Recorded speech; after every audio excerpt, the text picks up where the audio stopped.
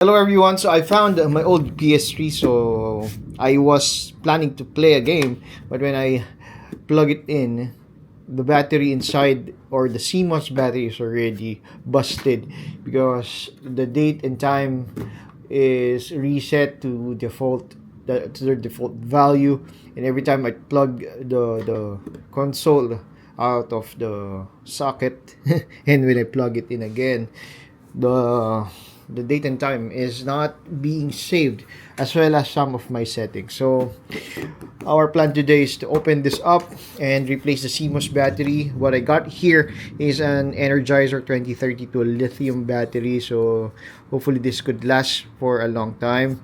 It has a 10 years shelf life, and hopefully it does its job to save my settings and the date and time. So first things first, this is a CECH-2012A PS3 Slim. There is a super slim, much thinner than this, but what I got here is the regular slim version of the PS3. So what we need to do is to remove all of these covers here so that we have access to the screw. So we got two screws, two more here, which are very long. I'm not yet sure with this four here. If you will be disassembling your PS3, make sure that you have something like this. This is a magnetic screw holder. So because this device has a lot of different screws, so it's not the same across the board. So if you want to have it to make it easy for you to return back all of your screws, use something like this. This is a Xiaomi screw holder. I forgot the extract. It's a screw pad of Xiaomi. So I think they have a bigger version of here, but I just got the smaller one. So there are some screw here as well, which are covered by plastic caps, unlike the sides, which used a rubber cover. So two more screws there. Okay, there are a lot of screws for this PS3. So once you remove all the screws on the top, there are actually three more screws here, which uses a T8 screw. So it's quite different from the Phillips screw. Okay, so this is quite a different T8 security torque screw. As you can see here, there is actually a bit inside, this is indentation here, so your torque screw has to have that hole and for you to open this up. But since I don't have that kind of screw, what you could probably use is a very small flat screwdriver here, and just place it against one of the sides, then just turn this very softly and you'll be able to remove it. These are three. See, it's quite hard the first time you do it, but it will come out. Okay, so now we have to remove the hard disk. So just pull this out and remove your hard disk. Just pull it out. So this is our hard disk for this. This is a 500 gigabyte Western Digital Blue. So remove the top part, and this is the PS3. If you'll be opening up your PS3, try to clean it as well, because the more debris there is, okay, the hotter the system would be. So for now, as you can see, it's quite dirty. Even the fan is quite dirty. So the moment I turn this on, it's quite loud already. So if you could clean this up, try to do so.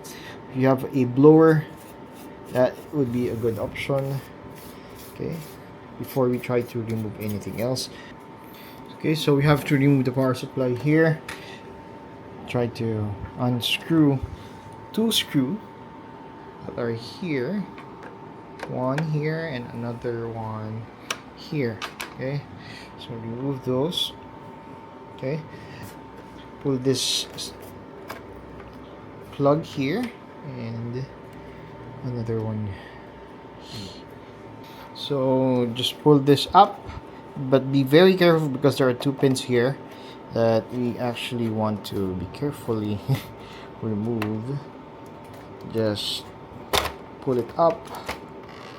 Okay, so those are the two pins that I'm talking about. It's quite long. It's actually connected directly to the power supply. We just want to have an access to the CMOS battery, so we could actually go deeper than this. You have to remove the fan and the Blu-ray reader or the Blu-ray drive. Okay, so to remove this, you have to remove this ribbon cable here.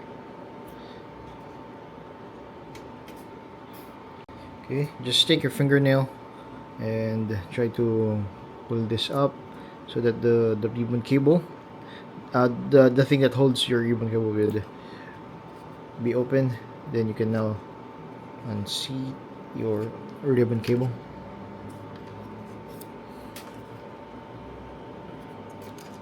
Okay.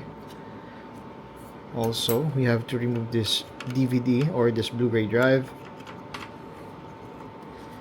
because the CMOS battery is underneath these, and after removing the screw, let's turn this around and try to remove this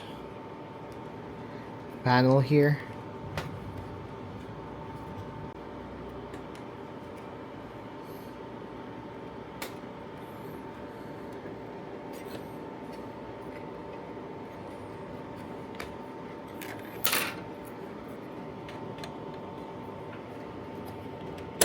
Okay, we remove the panel. Since there's a ribbon cable, just try to lower it down, and we can actually now remove the DVD drive, and we got access now to the CMOS battery. Okay, so you can actually now replace it, and it's already very dirty. Okay, so if you want to see it, this is how it looks like, and the condition really is really bad, so you just need to remove it. We finally remove the battery. It's actually a bit difficult to remove because it's a bit old and what you need to do is just pry and hold this plastic cap here, because it's very soft, and just use a very small screwdriver and just peel it off, and you have the button battery here. It's really, I'm not able to read it anymore. It's Sony branded lithium battery 2032. Okay, so what we got here is the Energizer 2032. Okay, so this is the CR 2032 Energizer 3-volt battery. So the way you bring it back is just press it, and there you go. We got the battery inside of the PS3. So from here you could actually reassemble the device, but in my case we'll just try to do some cleanup, because I have been this has been stuck in our cabinet for a very long time, so there are a lot of dirt and grime that is accumulated through the years. Could actually, from here, we could actually remove the fan to clean it up, because most of the dirt and the dust accumulates on the fan like any other device. Okay, so just remove two screws here, and after doing so, this will come off, and you can actually clean it up. This is still not as dirty as before, but see how much dust has accumulated here. So could actually clean up this part as well. Okay. If you have a blower, better to blow some compressed air here. These fins, a lot of dirt could have accumulated here as well, because this is quite dirty already. So most likely the dirt is underneath those fins as well. So let's just try to find my blower so we can blow some hot. Okay, so get a blower and blow the fins, clean it up. Especially this power supply, the dirt is really here.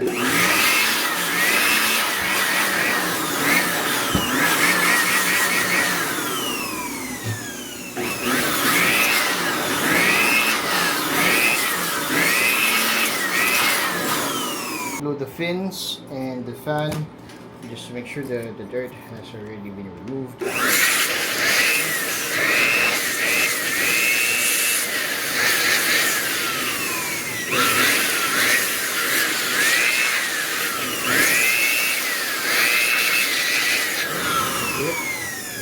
fins, see how dirty this will be.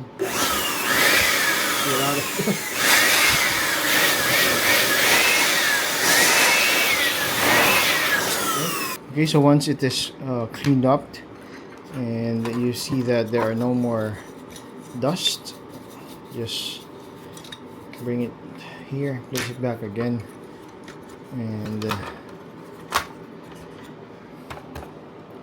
just screw it up again. Actually, underneath these heatsink is the chipsets.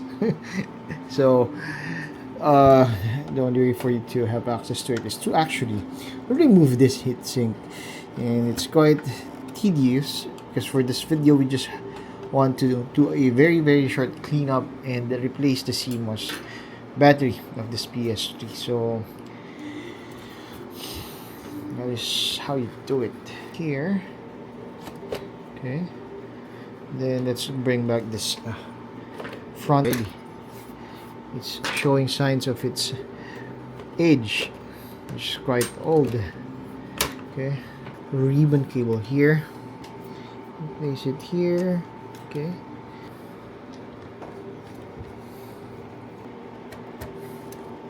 put that first here. Okay, there.